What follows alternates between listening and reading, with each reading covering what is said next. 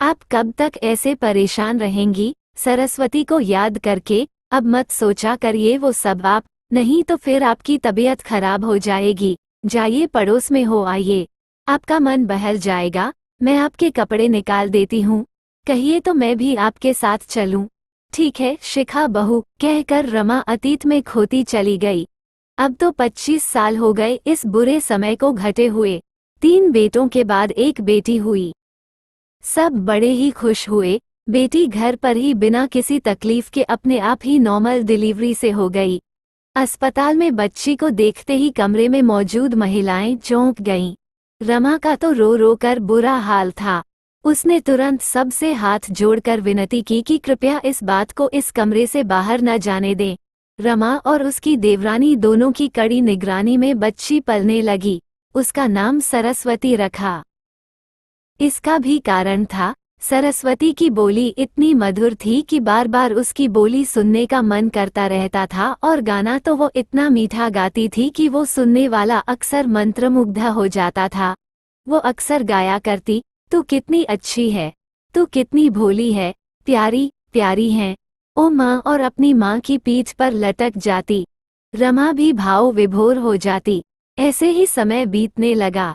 सरस्वती 8वीं कक्षा में पढ़ने लगी।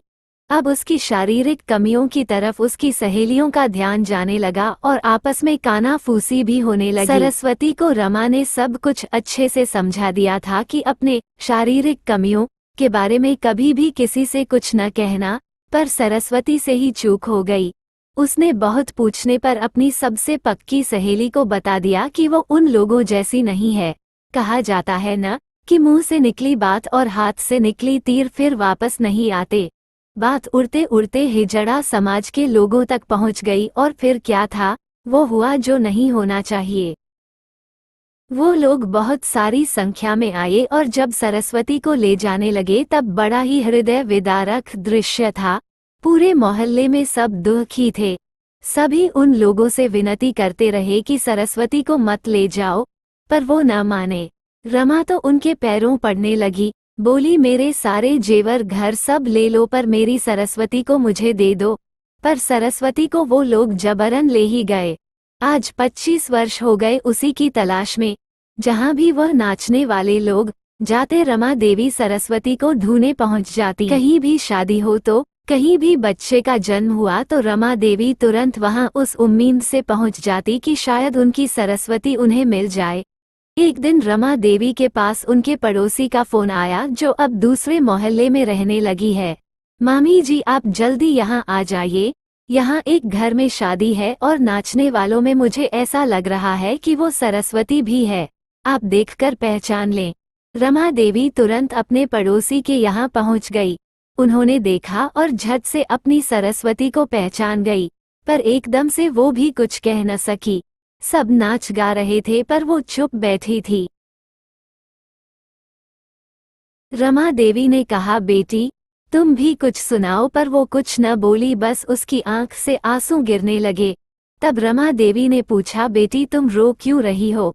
उसके अन्य साथियों में से एक ने कहा, इस बेला का तो इस काम में मन नहीं लगता, पढ़ने लिखने में बहुत लगता है, बहुत अच्छे स्वभाव की है, हम सबका बहुत ख्याल रखते हैं, इसलिए हम इसे ये सब करने के लिए जोर नहीं देते।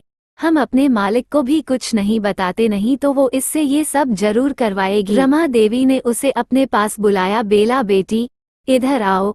रमा देवी के पास आकर बैठी तो रमा देवी उसके पीठ पर हाथ फेरने लगी और बोली, सरस्वती मेरी बच्ची अपनी माँ को नहीं पहचान पाई। सरस्वती तुरंत अपनी माँ के गले लग रूंधे गले से बोली, माँ मैंने आपको देखते ही पहचान लिया था, पर सबके सामने चुप थी कि आपको कोई कुछ न कहे। नहीं, मेरी बच्ची माँ को बस अपने बच्चों की फिक्र होती है, किसी के कुछ कहने सुनने की नहीं। आज कितने वर्षों बाद मुझे मेरी बेटी मिली है, कहाँ कहाँ नहीं ढूंढा तुझे। कैसी है तू? अब चल तू मेरे साथ, अब नहीं जाने दूंगी। सरस्वती को अपने सीने से चिपकाए रमा देवी रोती रही। अब तक सबको बात समझ में आ गई थी। सरस्वती ने कहा, माँ मेरा अब वापस आना संभव नहीं है, लेकिन माँ ये सब मेरा बहुत ख्याल रखते हैं, ये सब बहुत अच्छे हैं, ये सब किसी न किसी कारण से अपने घर से बिछड़े हैं। सब मेरा दर्द समझते हैं। अब मैं आपसे मिलने आया करूंगी। घर में सब कैसे हैं? मेरे भाई लोग मुझे याद करते हैं या नहीं?